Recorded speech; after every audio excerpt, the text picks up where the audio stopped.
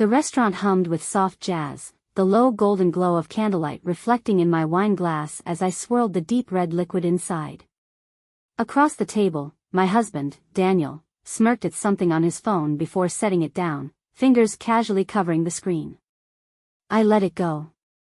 Tonight was supposed to be a night for us, a rare, precious evening away from the responsibilities of parenthood. 3 years. That's how long it had been since I'd carried our son, Oliver, in my arms for the first time. Since then, our world had become an endless cycle of diaper changes, sleepless nights, and whispered arguments over who was more exhausted. So when Daniel suggested we have a date night, I jumped at the chance. Our nanny, Sophie, had been with us for 2 years now. She started working for us at 18, fresh out of high school, and Oliver adored her. I never had a reason to doubt her. She was polite, responsible, and always seemed genuinely happy to help. The dinner went well, at least, on the surface. We laughed, reminisced about old memories, and for a fleeting moment, I felt like we were us again. But something in Daniel's eyes had shifted over the past few months. The way he looked at his phone a little too often. The sudden gym memberships. The secretive smiles he thought I didn't notice. As we pulled into the driveway just before 1 a.m., my mind buzzed with a mixture of wine and lingering unease. Sophie greeted us at the door, sleepily stretching as she gathered her things. "I'll take her home," Daniel announced, grabbing his car keys before I could even process his words. "It's late," I said. "Why don't we just call her a cab?" "It's fine," he insisted, flashing Sophie a quick smile. "I'll be back soon." I watched as they stepped out together, a nagging pit forming in my stomach. Maybe it was the wine, or maybe it was something deeper, something primal that whispered that I should be paying closer attention. I told myself not to overthink it. I was wrong. The clock on the wall glowed 2:17 a.m. I sat on the couch, my arms folded tightly across my chest, my knee bouncing with nervous energy. He should have been back by now.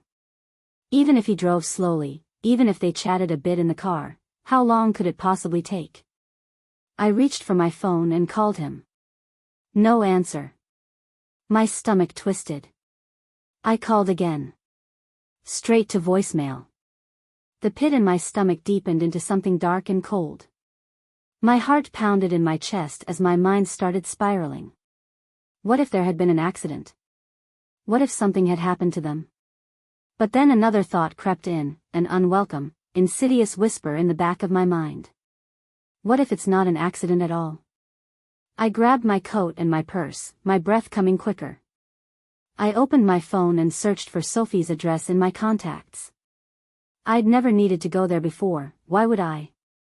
She was just our nanny. Just our nanny. I forced the thought away as I ordered a taxi. 15 minutes later, I was standing outside her apartment building, the winter air biting at my skin. The street was silent, the kind of stillness that made my heart pound even louder. My breath curled in front of me as I exhaled, staring up at the dimly lit windows. Then, I saw it. Daniel's car. Parked. Engine off. Right outside her building. A new kind of nausea swirled inside me.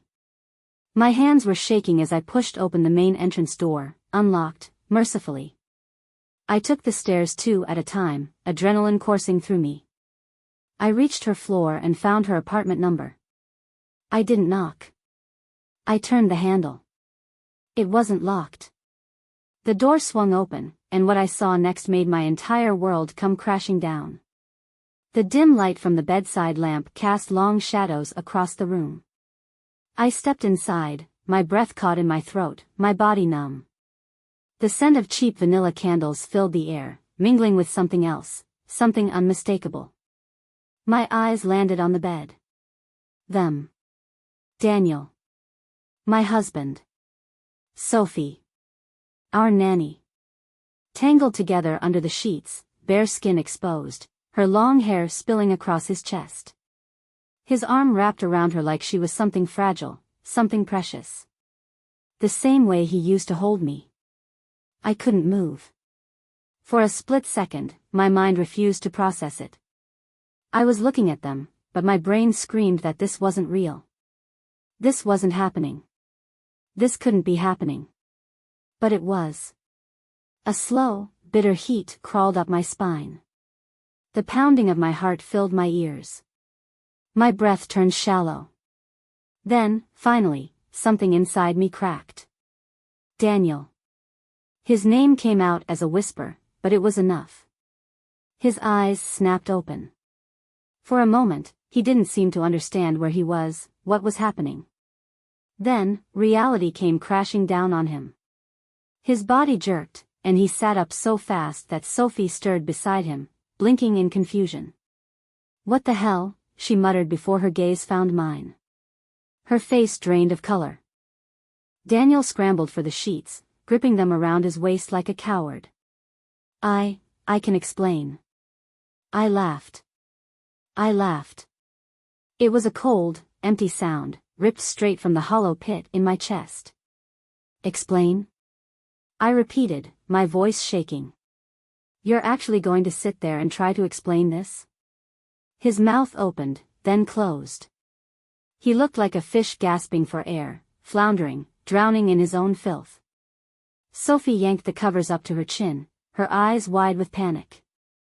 She wasn't a child, but right now, she looked like one, like a scared little girl who had just been caught doing something very, very bad.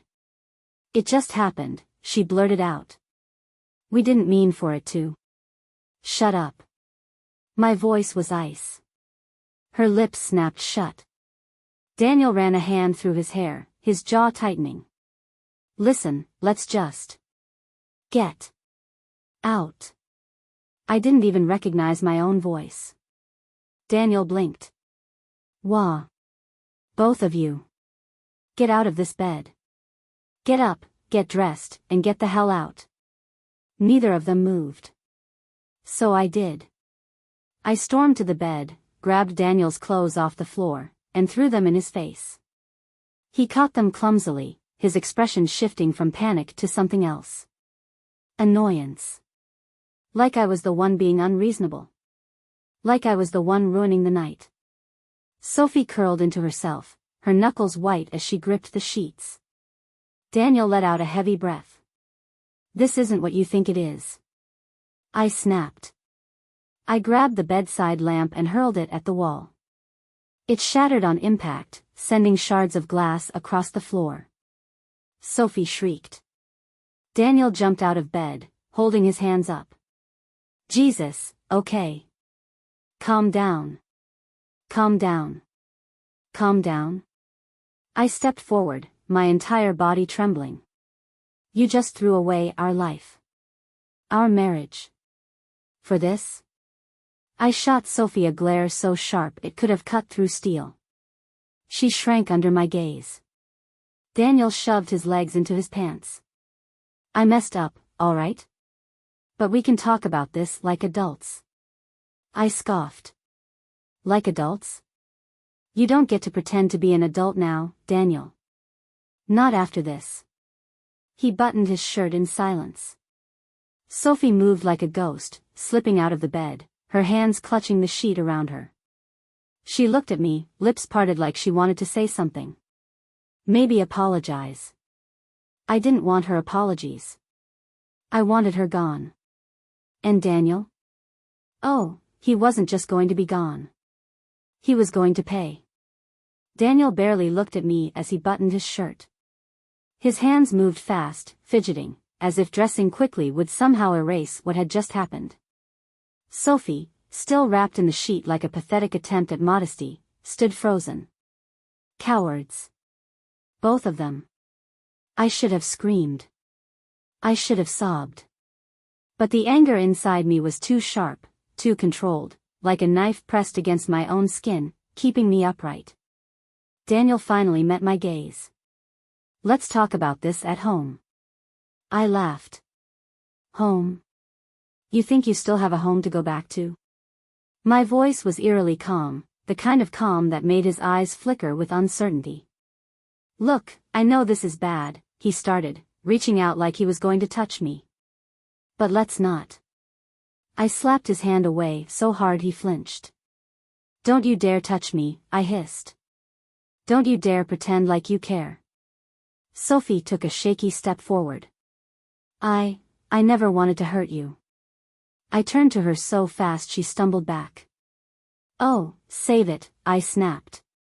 "Spare me the innocent act, Sophie. You knew exactly what you were doing. You were in my house, watching my son, and still, you spread your legs for my husband." She flinched, her cheeks burning red. "It wasn't like that." "Shut up." Daniel ran a hand down his face, sighing like this whole thing was so exhausting for him. "We need to be rational about this." "Rational?" I took a slow step toward him. "Rational?" He nodded. "For Oliver's sake." Oliver. A white-hot wave of fury shot through me at the sound of my son's name coming from his mouth. "You don't get to bring up our son," I said, voice barely above a whisper. "Not when you just threw away his family like it was nothing." Daniel clenched his jaw. "This doesn't have to get ugly." "Oh, Daniel." I smiled, but it wasn't kind. It was razor sharp. Deadly. "It's already ugly." I turned on my heel and strode out of the apartment, my head held high. I didn't care if I left them standing there like fools. I didn't care if Sophie started crying, or if Daniel ran after me. I was done. But being done didn't mean letting him walk away unscathed. No. He was going to pay. And I would make sure they both did. The taxi ride home was a blur. My pulse pounded in my ears, my breath shaky but controlled. I wasn't crying. No, I was past crying. I was burning. By the time I reached our house, it was nearly 3 a.m. The air was cold, biting, but I barely felt it. I walked inside and shut the door behind me, locking it with a slow, deliberate click. Then, I got to work. I grabbed a suitcase from our closet, his suitcase. The expensive leather one he loved so much. I yanked open his drawers, tossing clothes inside with no care for how they landed. Suits, shirts, shoes, I stuffed them in haphazardly. Then, I went for the wedding photos. I didn't tear them up. I didn't burn them. That would be too easy. Instead, I slid each framed photo into the suitcase, tucking them neatly on top of his clothes like a final, mocking touch. By the time I was done, the suitcase barely zipped. I dragged it down the hallway and shoved it into the foyer, right by the front door. He wasn't stepping foot back into this house. A soft noise from the baby monitor made me pause. Oliver. I inhaled sharply, my fury flickering for just a moment. My son. My sweet, innocent boy, sleeping peacefully, unaware that his world had just cracked in half. I made my way to his room, the anger in me softening into something raw. He was curled up in his bed, his tiny chest rising and falling in steady breaths. I knelt beside him, brushing a hand over his soft hair. "Mommy's here," I whispered. "And I promise, baby, I'll never let him hurt us again." I pressed a kiss to his forehead, then stood. I had one more thing to do before Daniel came crawling home. Step 1, expose them. I opened my phone and scrolled through my contacts until I found the name I was looking for. Daniel's mother. Call. She answered groggily on the third ring. "Hello?" I didn't hesitate. "Did you know your son is cheating on me?" Silence. "What?" Her voice sharpened. I clenched my jaw. "I just caught him. With our nanny." I heard a sharp inhale. "Tell me everything." So I did. Every last detail. The late nights, the excuses, the way he clumsily tried to defend himself even when caught naked in another woman's bed. She was silent for a long time. Then, she exhaled. "That stupid, selfish boy." A bitter smile tugged at my lips. "Yeah. He is. I raised him better than this." Her voice shook with quiet rage. Oh, he's going to hear from me. And don't you dare let him walk back into that house. Oh, I won't, I assured her. His things are already packed. She sighed. You deserve better than this, sweetheart. I swallowed the lump in my throat. I know. And for the first time in years, I truly believed it. I hung up and moved to step 2. Step 2, destroy him financially. I opened our shared banking app. Most of our finances were in my name. He never cared to manage the bills, the savings, or even the investments. That was my job. Big mistake, Daniel. With a few clicks, I transferred our savings into an account under my name only. I froze our joint credit cards. And then, because I could, I ordered a locksmith. By the time Daniel came home, his key wouldn't work. Let's see how he likes being locked out of his own life. I sat in the living room, waiting. The only light in the house came from a single lamp, casting shadows against the walls. I checked my phone, 3:45 a.m. Good. Any minute now. And right on cue, I heard the sound I had been waiting for. A key turning in the lock. Click. Click. Click. A pause. Click click click. Frustrated fumbling. Then, banging. What the hell? Daniel's muffled voice barked from the other side of the door. I smiled to myself, taking my time as I stood up and walked toward the entrance. Open the door. He pounded harder. Why isn't my key working? I leaned against the doorframe, my voice perfectly calm. Because you don't live here anymore. Silence. Then, laughter. Disbelieving, condescending laughter. Okay, very funny. I get it. You're mad. Can we please just talk? I unlocked the deadbolt but not the chain, just enough to open the door slightly, letting him see my face but not letting him in. His eyes were bloodshot, his hair a mess. He smelled of cheap vanilla candles and sweat. Disgusting. There's nothing left to talk about, I said smoothly. Your bags are right here. I nudged the suitcase forward with my foot, watching as realization finally dawned in his expression. His brows furrowed. You're serious? Dead serious. Don't do this. Let's be rational. I tilted my head. Rational? Like when you rationally decided to sleep with the nanny? His jaw clenched. It wasn't like that. Oh, really? I folded my arms. So explain to me, Daniel, what exactly was it like? Was it an accident? Did you just trip and fall into her bed? He exhaled harshly. I messed up, okay? I get it. But locking me out? Taking all our money?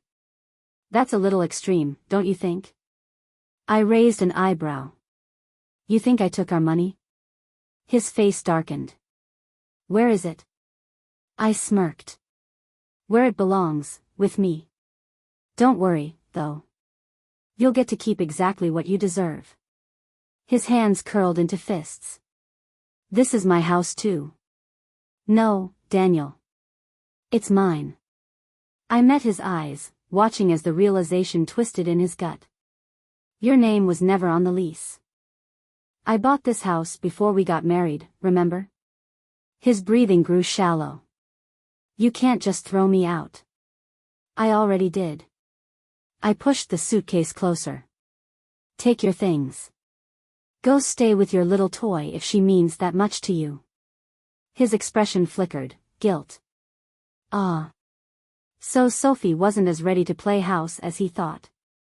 Interesting. Where am I supposed to go? He muttered. I gave him a bright, mocking smile. Not my problem. He exhaled sharply, staring at me like he didn't recognize the woman standing in front of him. But then again, maybe he never really knew me at all. Finally, after a long, tense moment, he grabbed the handle of the suitcase. But before he could turn away, I spoke again. Oh, and Daniel? He looked back, eyes wary. I smiled, slow and venomous. Your mother knows. His face went pale. I shut the door in his face. And locked it. The house was silent. I stood by the door, listening. For a moment, there was nothing, just the cool, still air of the early morning. Then, from outside, a sharp exhale. The sound of Daniel pacing. A low, frustrated curse under his breath. Good. I imagined his face, jaw clenched, fists tight around the handle of his suitcase, his world crumbling just as mine had only an hour ago. Except I wasn't the fool begging to be let back in.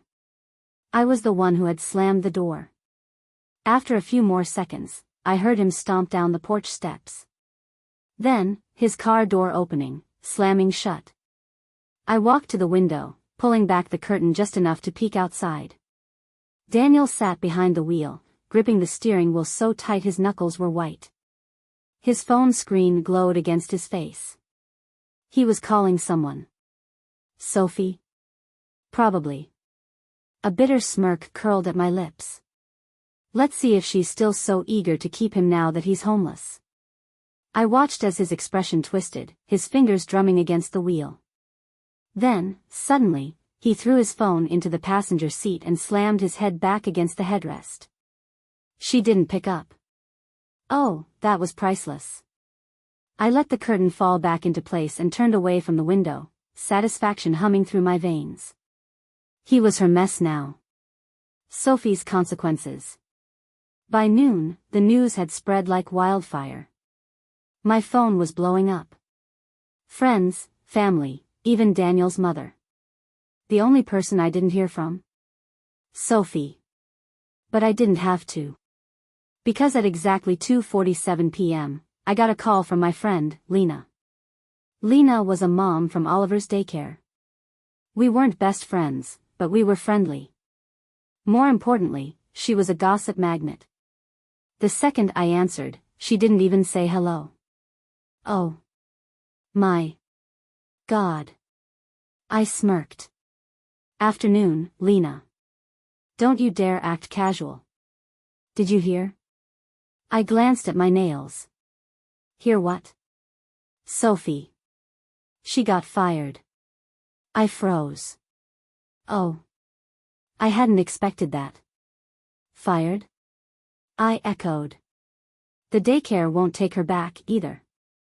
Lena's voice was giddy. Apparently, a few parents found out what happened and, well. Let's just say they don't want her anywhere near their kids. I pressed my lips together, suppressing a laugh. I mean, really, Lena continued, if she'd do that to the woman who trusted her, what else is she capable of? She had a point. I twirled a strand of hair around my finger.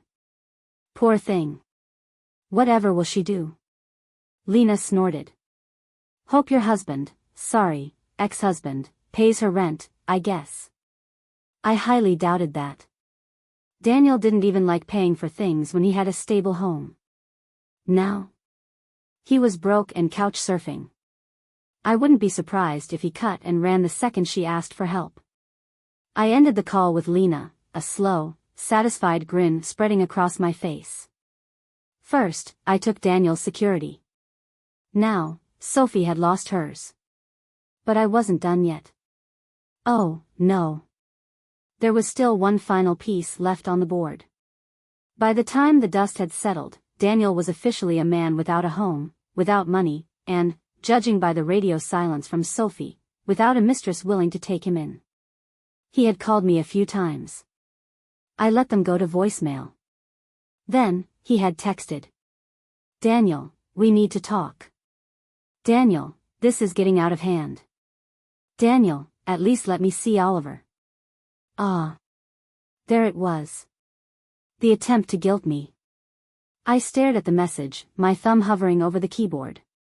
He hadn't mentioned Oliver last night. Not once. Not while he was begging to be let inside. But now that everything had gone to hell for him. Now he remembered he was a father. Typical. I took a deep breath before typing my response. Me, You can see Oliver through the proper legal channels. I'll have my lawyer reach out. Daniel, a lawyer? Are you serious? Me, dead serious. I didn't wait for his response. I blocked his number. Then, I went to work on the final nail in his coffin. Step 1, his job. Daniel's employer was a family-oriented company. He'd landed his job through my uncle, who had always been a firm believer in loyalty, trust, and good character. So, naturally, I gave my uncle a call. "Sweetheart," he said, after I finished telling him everything, "let me make some calls." Less than 3 hours later, Daniel had no job. Step 2, Sophie's reputation. I didn't have to do anything, honestly. The news of her affair had spread faster than wildfire. But I did make sure that every mom's group chat I was in knew exactly what had happened. By the end of the day, Sophie had deleted her social media. I couldn't have asked for a better outcome. Step 3, the divorce. The moment I met with my lawyer, I laid everything on the table. The infidelity. The financial records. The messages and calls from other women I had found on Daniel's phone after he left.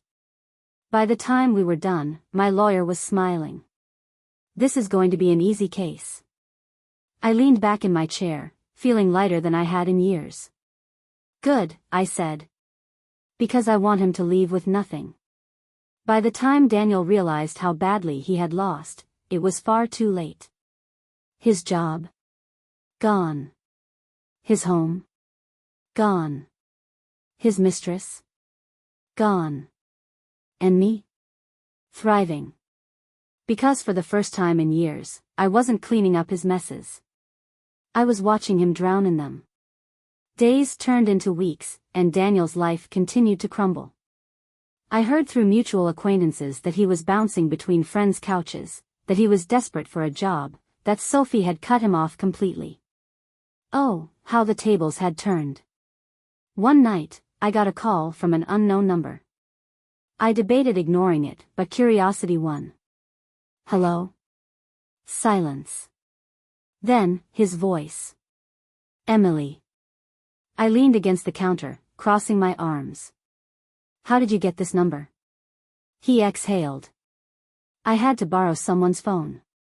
I smirked. Pathetic. What do you want, Daniel? Can we talk?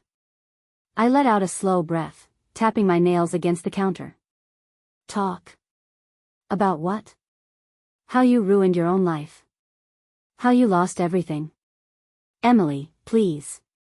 His voice cracked. I froze.